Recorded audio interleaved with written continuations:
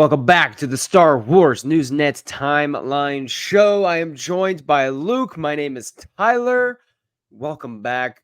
We are still in the year 232 BBY, episode 22, talking Young Jedi Adventures, episodes 13 and 14. One of my three favorite episodes, and the entire season happens in episode 14, so I'm excited for that one right there. Luke, are we ready to dive into the magical wonders yet again of Young Jedi Adventures as we're creeping up towards the, finishing up this show? I mean, we've pre-recorded Light of the Jedi, so we can drop that as soon as it comes out. I know we're both catching up on some Phase 1 novels. Are you ready? I am super ready. You're right. Episode 14 is going to get real fun. So I'm really excited for this one. So I'm wearing the wrong shirt, I guess, for this. I got my Lord of the Lord Rings of the shirt on Rings for is the Star like Wars podcast. So our brother or sister in fantasy. Like Lord of the Rings is great. If you haven't checked out that franchise, check them out. my brother in Christ, Lord of the Rings. How lovely. All right, so episode 13 begins with tree troubles. Our synopsis here is the group helps Nubs save his favorite tree after Raxlow is stopping the water flow from flowing to collect the dried sap from its roots. Because Raxlow, he's all about the profit. And I have a good Star Trek reference for you to not understand later, Luke. So I always try to work one in every once in a while. The group works together to convince Raxlow the lesson here that profit is not everything. Money is not everything. Okay. Granted, Raxlow would have died if he didn't learn this particular lesson, but he learned it nonetheless. Luke, how are we feeling about our lesson of the day in episode 13, part 1? I think it's super important, paramount, I would even say, to the human experience that here living in America, you are actually taught that profit is everything. Sell your soul for a profit. And this new generation of kids that are watching Young Jedi Adventures are going to be different. They are going to be They're going to be much built better than different. us. They're gonna realize that the human life is not to be wasted making a profit. Yes. All right. So let's get to the notes, Luke. Here we go. Nub's meditation sequence does not last long on his favorite tree as it starts shaking. So my question for you, do you have your own meditation place that gets frequently disturbed, whether you would like it to or not? Yes, I have two. So there's two spots here in the apartment that I love to read, and they're fantastic. But sometimes some neighbors can be noisy, or some certain Dang cat that I neighbors. have can be a bit bonkers. So Oh, sometimes there's Maple. some disruptions that just pull you out when all you want to do is be in your happy spot. Of course. Of course. Of course. I understand. I don't really have a meditation spot. I guess for me, it's like when I'm just watching a movie in the movie theaters, like I'm in a different zone. So Mm. anytime, oh no, I have one. Like that Bernie Sanders meme where it's like I'm once again asking you. That one where he's in the cold. So that's me. Every time I forget my clothes at school, sorry, my gym clothes at school. I could preface that. Every time I forget my gym clothes to change into after school, I have to come all the way home to get my clothes and shoes. And then at that point, I don't want to drive back to the gym that I pay for. So I just go to the tinier gym in the neighborhood that I live in, that's free. The problem is these freaking high school kids are always there doing stupid crap, or upper middle school kids, early high school kids, because they have nothing else to do. And today I literally sent a text.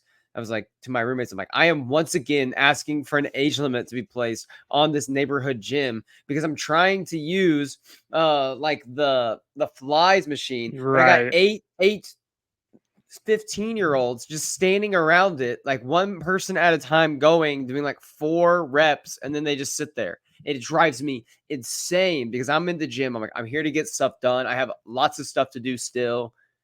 Anyway, I feel like an I've old had that man, same get off my exact lawn. experience. Yeah. So So that's mine. Anyway, I thought this was funny. Nubs got hit by his own bag that got caught on a tree limb, but immediately ignites his lightsaber afterwards. Like, we're ready to fight. Have you ever had a moment where you just reacted and you just were like, guns blazing, like, let's go? Anytime there's a spider in the house, absolutely. I am probably arachnophobic. Also, on this point, drawing the saber too quick is Yord a lineage down the line from Nubs? We don't know. Seems like there's some relation here, but How long do Pubians live? I think pretty long. Season 2 just Could dropped. I haven't Yord watched it, but could Yord be the apprentice to Nubs? I am saying count Confirmed. on it. Yeah. In Tessa Gratton's Yord and Jackie novel, we will find out that Nubs is Yord's master. How funny would that be? I would love that. Um, so Nubs is freaking out because his favorite tree, is in danger. Something's wrong, and we have never heard him talk this much. Like, he's freaking out. Like, he's going over to his friends. He's like, like he's like going that for like 5 minutes, and I'm like, oh my gosh, this guy's unhinged. He's like, and I'm like, this is insane. Like, Nubs, keep going. Like, I'm championing you right now. They let him go. They let D. Bradley Baker. They were like, just give us like 3 minutes straight, please. What do you think D. Bradley Baker's doing? Do you think there's any coherence, or is he over there just like, I'm gonna make the weirdest freaking sound you have ever heard? Like, for the NBA fans out there that love Mike Breen, like, I'm about to say bang so mother effing loud. That's good. I know you're gonna make a reference that'll fall flat on me, but I'm gonna make one right now because I have to. It's She-Ra, Princesses of Power, and there's a character who doesn't speak English. What are the He reminds princesses me of of. power? You're gonna have to watch to find out. No, He like, what doesn't. is that? Like, what show is that? It's She-Ra and the Princesses of Power. Oh, the show is She-Ra. Yes. There's There's a this is an character who doesn't anime. speak English. It's not an anime, it's American, but it's just a cartoon. He doesn't Oh, he's like okay. Bosk. He doesn't speak English though. And so he just has this like monologue in the show though, where he like he's Okay. going for like 60 seconds on screen. And it's not English. And they just like pan over to the characters and they're like, I don't know. Reminds me of this. Oh man, that's good. So it reminded me, like, when Nubs, like, Kai goes, "We must save Nubs' favorite tree," and after his impassioned speech and Kai saying that, I don't know why, I just had Co Bibble in my head of, "You must contact me. You You must must. save my tree." Oh my Next thing. goodness. So Raxalo, this is inappropriate. Okay, this is not appropriate. Just Raxalo's first line in this thing is, "I just love the sound of drilling in the morning," and my mind went to a Oh horrible, no. horrible place. Not appropriate, but I'm sorry. I'm a child. I was laughing at that so hard. Not hard. Next point, actually. Um. That's a good one. That's a Anyway, good one. that's a good one. This dude is as obsessed with profit. This is my Star Trek reference. He's as obsessed with profit as a Ferengi. Now, the Ferengi have what are known as, like, there's like 500 or 250, I don't know, rules of acquisition, because all of their entire philosophy in life is about the accumulation of wealth, and no, like, by any means necessary. Like, one of the rules of acquisition is, like, never let family and friends stand in the way of profit or a bottom line. Like, that's like rule 17 of the act. So I'm wondering if Raxlow, if he was in Star Trek, would make a quality Ferengi. He'd have to. Also, he would just throw out all the rules. I mean, sounds like he'd be down for those. As long as the rules are screwing over people, yeah, he's gonna be like, I That's love those essentially what rules. they are. Yeah. Like, that's essentially How what to they screw are. over people. Yeah, it sounds like He's he'd like, be one of all them's like, about it. never tell someone your real intentions or they will drive the price up, or something like that. You know what I mean? Yeah. Okay. What species is Raxalo? Do we know that? Like, is it ever even So confirmed? I think we talked about this on a previous show when he probably first showed up, and I did look it up, and I don't remember what the name of it is, and I actually don't remember if we do even have one. I just know that Mhm. there was like two other characters in all of Star Wars Right. Legends or canon that like is the same species. So it's really Well, rare the other one was what? Do you remember what the other one was? in Resistance. It's one of the shop workers that's on the Oh, that's Colossus. oh, okay. Like that's in like the junk shop thing where they go for Yeah, like the spare parts. Okay, yes, I remember that. that's Dude, about when it. That's all we got. in 30 years when we get to Resistance, like that's gonna be a Also, whole as long trip as right since there. you just said that, I did look at how long we're going to be doing High Republic stuff. I kind of skeletoned it out, and it's like we're going to be going through a lot of next year as well on High Republic. Well, I mean, because well, I mean, we'll lump a lot of comics together. You Okay, know, we'll lump a okay. lot of like we won't be like one comic at a time. We'll probably do like 4 or 5 4 or comics 5 at a at a time. time Okay. because Arc at a those time. just yes, because like a whole arc at a time because those go by that would take 18 million years. But there's phase one has so many books though. Like there's like 18 books in phase one. So yeah, well, we're gonna Yeah. be here for the rest of the year for sure in phase Raxlo one. is a Gazo, He's a Gazo. apparently. I want a Gazo. I want to be friends with a Gazo. You stumped me on that one. Anyway, so I thought this was really interesting. Whenever they convince Raxlo to like stop, drilling because it's destroying the tree, and we need to, even though the sap is worth a lot of money, it's okay to not make money. Like we should let this tree survive.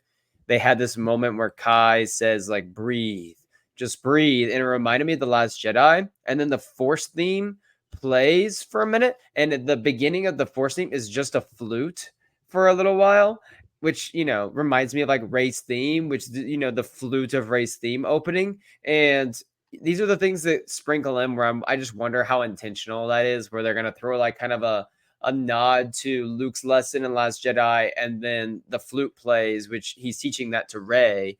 Maybe it was just a creative choice to do something different, but I love even being able to my own headcanon draw that parallel It's oh my gosh. So that's just my favorite thing about Young Jedi as an Adventures. adult. Yeah. Really. Yeah, like is there's these themes that do pop up here and again where I mean the thing I was going to bring up is like Nash gets invited to meditate with the Jedi and like Mm, feels kind of like a Sabine type of thing where it's like she's not a Jedi, but she gets invited to do like saber training with dark saber. But then we find out later she is a Jedi and she can be a Jedi. So it's like mhm. these kind of fun little parallels that like Young Jedi Adventures is full of, and like all of Yeah. Star Wars is self-referential at this point, and it's really fun for me. That's how I think that's so much fun to just know all these different little things.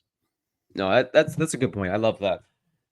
Here's what I think. I think in this episode we discover the worst slash best insult that a Jedi can give someone. You know that you have any idea where I'm going here? I don't think I do. So Kai tells Raxlo, like when Raxlo says, "You came back, you saved me," and Kai goes, "That's right. The Jedi help anyone. The Jedi help everyone." And I'm like, that has to be the worst insult. Like, yeah, we saved you because we will literally help the lowest of the low. We will help everyone, including you. It's not, we look after these people or these people. It's like, yeah, we'll help everyone, Yeah. like even you. That's kind of how I took it, even though Sounds poor so Kai probably didn't. sarcastic. Okay. Anyway, so let's move on. Also, Kai in this episode ran at like a full, like parallel, like angle to the ground, like straight up into the air. I was waiting for Keanu Reeves to drop down, like in he to tell everyone that like what is real, something like that, like Morpheus. That's good. Alrighty, so part 2 here is called Big Brother's Bounty. And the synopsis here is that the lesson is that mistakes are opportunities to learn and to get better. This is shown as aspiring bounty hunter Cinna Strung. We've met her older brother Anson Strung before. Is making mistake after mistake in helping find her brother and help him capture his bounty, but ultimately believes in herself enough to accomplish the task thanks to the help of our Jedi friends. Luke, did you enjoy meeting young Cinna Strung? Senna Strong was fun. And also her name is just Anson, but you rearrange the letters. So just kind of funny to like Same Did not even family. realize that. That's Yeah, amazing. I didn't realize that until just now when I was looking at my notes.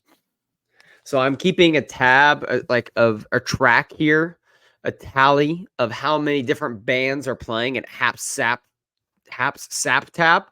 And we have yet another one here, which brings the list up to, I believe, like 7 different bands we've Oh my seen play god. with Haps. This man is Hap is a man of the people, or he's just raking in money by having these people come to play at his, establishment. So Hap is doing incredible. And then Nubs is a Star Wars darts fiend. He launching it off multiple individuals and objects before hitting the bullseye to win the game. Do you think you could match Nubs in some darts? Gosh, so this scene, I feel like I've just been burned by this too many times where like I'm really pretty good at this thing we're all doing here, but then the person who like is bad that they're actually so bad that they like Mhm. got a hole in one or they got a like bullseye. And I'm like, really? Like I feel slighted now. I didn't Nubs or appreciate Ted that. Lasso in darts? Who wins? It's gotta be our boy Nubs by an inch, by just a thread. millimeter. What species are Anson and Cinna Strung They again? are Dawitin Dowitans. Okay, so Dowitans from are the planet Dawit. Dowitans from Dowits. How Yes. remarkable. Okay. Do we know anything else about their species in Star Wars? Like, do we see others of their kind? I feel like we see one. Do we see one in The Force Awakens? Is there one in Maz Kanata's castle? Or We fortress? I feel like there's one might. sitting there. Yes, because there's the information broker for the First Order who's kind of like stroking one of his chin Yes, I'm things. pretty So sure that yes, that's yeah. yes. Okay, so we Also have seen Panetta Dowitans. from Phase One. So yeah, Yes. But I was trying to think. I think yes, we have I've seen a actually seen Dawitan one in, live action. Okay, in a perfect. movie. In a movie. A movie Dawitan. We should have a Dawitan series. The Tales of Dawit. That's the next I'm tuning animated in. show. I'm in. Farmer Weibo. We once again meet Farmer Weibo. I She's think back. my Rhodian theory of all names ending in O continues to be thought provoking and correct.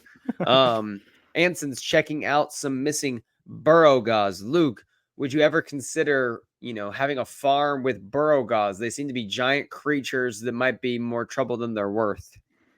I think I'm gonna pass, but I would definitely visit. I don't want to own those things, but they look like a lot of fun. Really, they're smiling, they're happy. So I'm here for it. Okay. Okay. Last couple things. Anson has a speeder bike that he's been using for a while to, run this. It seems like this speeder bike has been running for hours and hours without, any sort of stop. What is the battery life on these speeders? Do we have any sort of lore reference of a speeder bike losing its battery going out? And if so, if not, how can we apply this to the real world? I think if anyone would know this, it would be Timothy Zahn because that man loves science fiction. He would put that in his story that this speeder ran out of gas or engine juice at like so many hours. Like there's probably an answer out There's a there in whole Legends. freaking chapter about Thrawn analyzing the speeder bike battery technology on Tanu in order When to I establish a conquest when I there. read an entire chapter in one of his books about Luke fixing an X-wing and like the integral parts of an X-wing that he's fixing, I was like, did we need to do that? Oh, that's good. What do you think about Cinna rising to the moment to help capture the pet Baroga and bring it back to Farmer Weibo, See, I love this because Mr. Weibo, I think I think it's just kind of a pretty Weibo? common thing that we all feel that like sometimes we just don't feel like we're up to the moment. The moment's going to surpass Mhm. us. We're not it's going to be too big for us, but like this moment, she steps up, she believes in herself, her friends believe in her. She's able to deliver and she's able to like really capture this thing. And so I think kids need to watch this and be like, "You know what? She can do it. I can too. I see how much she doesn't believe in herself, but she's still Right. successful. I can do this too." That was beautiful. The whole time I was thinking I might name my first child Weibo. You're giving the wholesome vibes. I'm sitting here going, what if there was a kid named Weebo? Would he get picked on too much, or would he Would he be be able the to live? coolest? Or yeah, like, or would he be able? What's up, Weebs? I'm man Weebs. Like, is that what are we thinking? He would be starting point guard on your basketball team. Yeah, okay, that's just because it's favoritism, and I have to give my kids some confidence because he's definitely not going to get any at school. 100% going to get picked on with that name. I've decided now. Man, Okay, no longer Weebo. Anson Strung. that's a That could still happen. strong name. It's a strong name. Strong name. Synopsis of episode 14, The Charhounds Chase, part 1 here. The trio is excited to find out Master Loden Greatstorm and Bell Zettifar are coming to teach the class. Kai and Bell team up to track down Ember as she gets lost because of Kai. Kai learns to slow down and breathe to get things done, and that all good things can come in time. Luke, we see the first canon appearance of Loden Greatstorm and his famed apprentice, Bell Zettifar. We are going to be talking about these two characters a lot in the next few months. But how excited were we in a toddler show? I keep saying toddler, like a youngling, whatever show, to see the great Loden Greatstorm and Bell. I was really excited when I heard that they were adding on these episodes because I mean the original drop on May the 4th was 1 through 13. So they come out and say, here's 14 through, and you're gonna get Bell Zettifar and Loden Greatstorm and Ember. And oh my gosh, when I tell you that I like skipped over other shows, other adult shows to watch this episode because like I read these books that came out first and I love these characters. So like we could do an hour podcast about just this episode. Just this 15 minutes, honestly, I think. Just this I 15 love these minutes. guys. I love these characters. So I mean, was stoked to get these. I mean, you're sounding just like Kai when he told Listen Nubs that Honestly, Loden yeah. Greatstorm was coming to the Jedi Temple on Tanu. And they looked at him, though, with a blank stare. And I was thinking to myself, Kai, slap these children. Like, they need to know the greatness of the greatest Jedi Master in the Order right now, which is Loden freaking Greatstorm. What a name. What an iconic individual. I cannot wait to talk. Technically, we've already talked about Loden with The Last Jedi. I can't wait for people to hear us talk about Loden Greatstorm. I can't wait to talk about Loden Greatstorm even more. My fantasy football team in one of my leagues is the Greatstorms, and I have a picture of Loden holding his lightsaber as my avatar because I absolutely love Loden Greatstorm. I can't say that name enough. I love how much of a great mentor he is. I wish I had so many more mentors like that. I've had some bosses I didn't like, and every time I'm like, I wish they would have been Loden. Really. So we have let's see, we have Jedi Vectors here. The first on-screen appearance of Jedi Vectors, which is pretty fun. They're my favorite. They're one of my favorite ships of all time. Like, there's like the M1 Starfighter, and then the Jedi Vectors I think are number 2. Yeah. And oh my gosh, when you read about these Vectors, and we'll get into it later, but like they're so cool. They're so different from anything we've seen in the movies, really. So they're just so Kai cool. and for a lot of people, they've already met Loden and Bell in Light of the Jedi, and we're looking forward to talking about them. But let's talk about Ember too.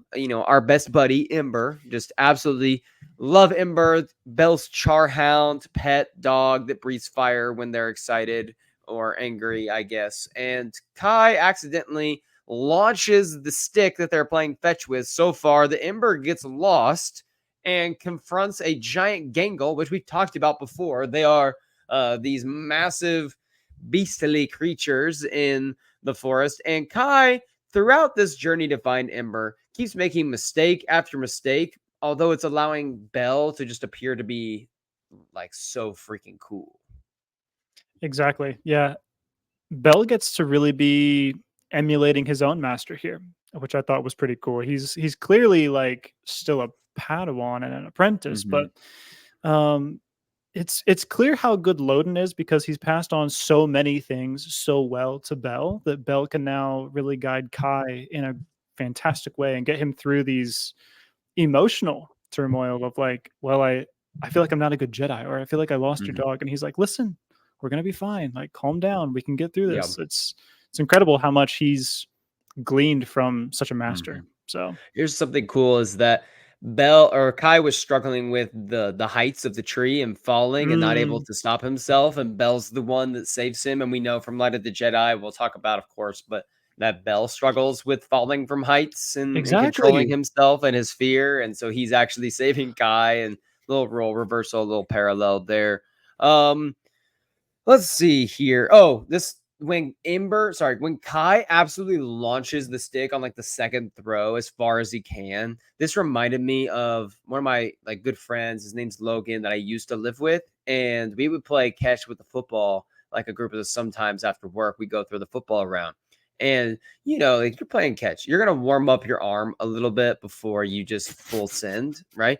He would literally on the first like we get there, if he was gonna like throw it around with us, he'd get there and he would just like call for it and just take off sprinting like straight downfield, like 40 yards. And I'm sitting here going, my first throw of the day has got to be 40 yards downfield. Like I'm just like throwing my arm out, and it was so bad. I was so sore every time Logan would show up to play sometimes.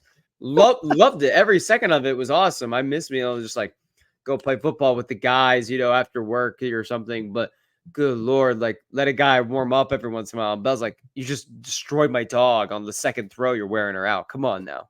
I would throw a lot of frisbee in college, so this feels like I accidentally tilted it too high, and I'm just trying to pass it like 10 feet, but Mhm. it's 50 feet past you. Sorry. At the end of this episode, we get to see Loading Greatstorm's epic yellow saber in action just for a moment, and it was breathtaking, Luke.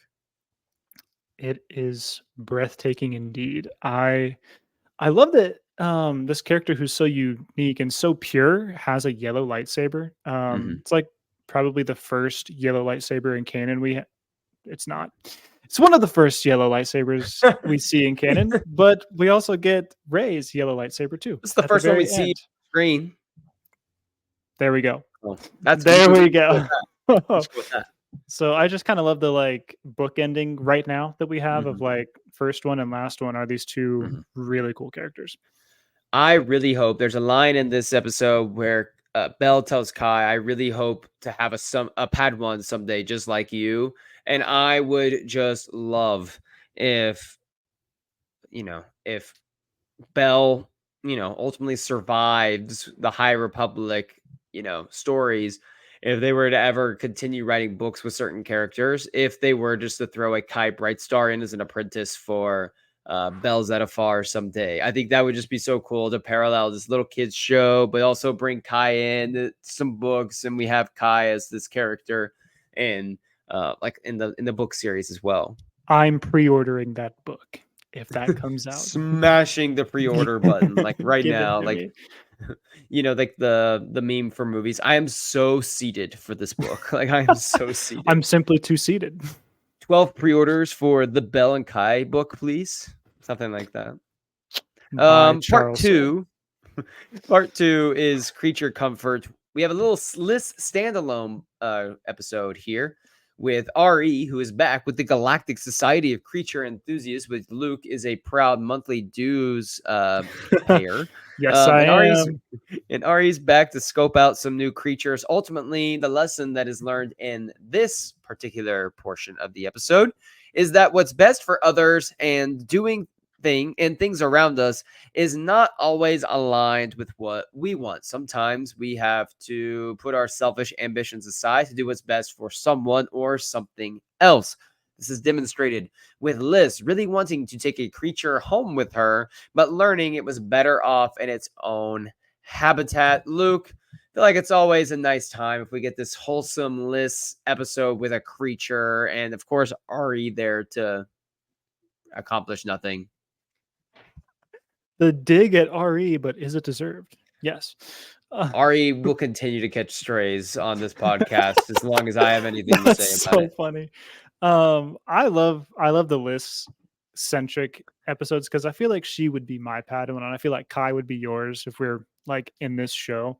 Because she's so mellow, she's so chill, she loves animals. Like, yeah, I've also struggled with this myself. Like sometimes I'll see a stray Mhm. animal or animal and like belongs to someone, but it's coming to meet me, and I'm like, oh, I want to take it home too. Like I've had the same thing as a kid before, so like I get it, Liz, but like I think there's huge ramifications for this type of like thinking. Like the Mhm. greater good is not always in your best personal interest. And so I mean politically there's things to be said there. There's environmentally things to be said there. Mhm. So I think it's really important to understand that you're not the main character of the world. And sometimes that sucks. So I can tell some of my students think they're the main character every day in class. Bro, you're a side quest. I'm sorry. I'm sorry. Or you're a microtransaction that's been added into the sequence for the day. Like, Thanks, let's take a EA. chill pill, okay? Let's take a chill pill, all right? Oh boy, sometimes I love being a teacher. Genuinely do. It's never ending stories. Never ending stories. I gotta tell you a few good ones from first week of school later, for sure. Okay, good. So the group discovers a new creature, and Liz, of course, gets to name it. And as always, she brings the heat with the names. The creature is like this triceratops looking creature, and it is digging in the ground.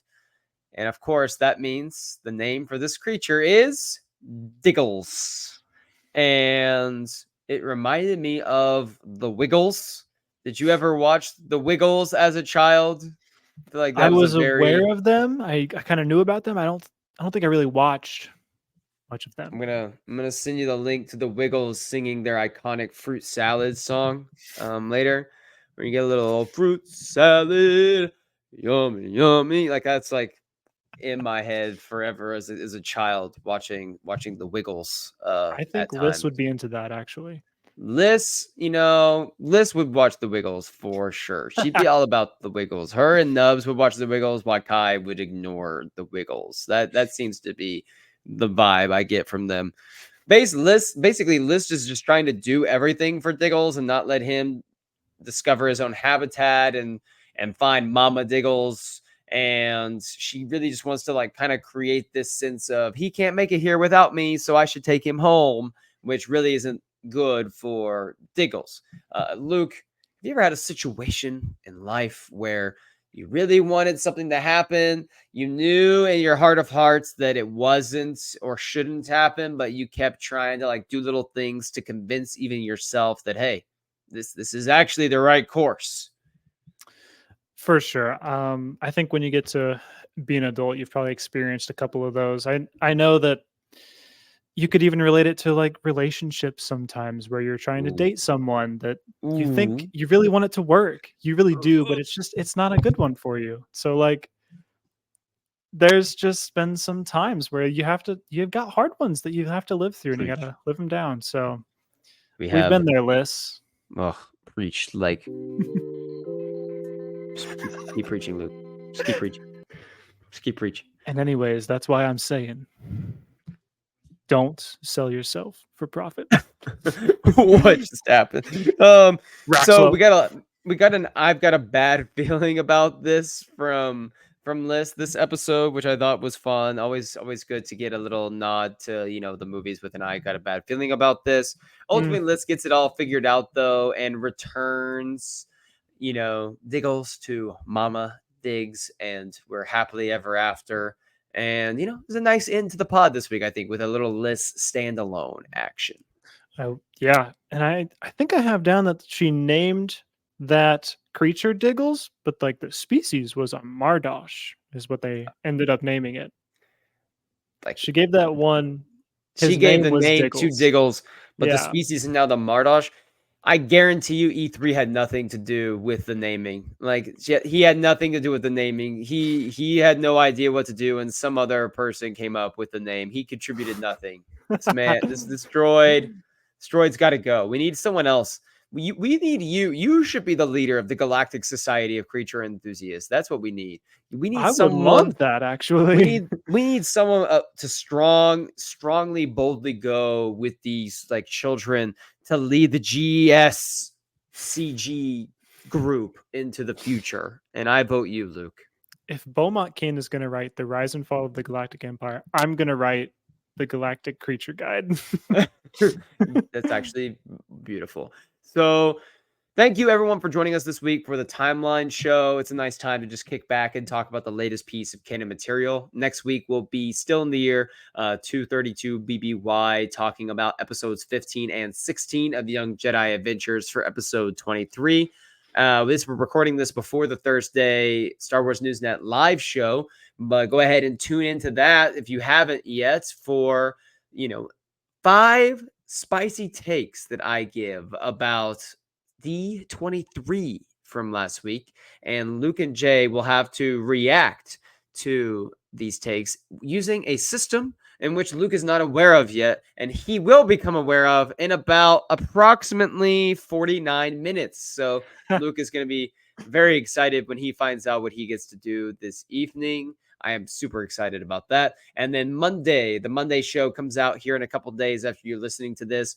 Luke and I are recording that at some point this weekend, and it's going to be a fun episode. I am a public school teacher, and so Luke is going to put together a list of the best and worst students in Star Wars, and he's going to present me a student or a young child from the Star Wars galaxy. It could be Ezra Bridger to Grogu to, Jabba's child that can't even speak yet. I don't know. I don't know what kids we're expecting, but I have to react to that child entering my classroom and figure out, what is my plan to help execute this child.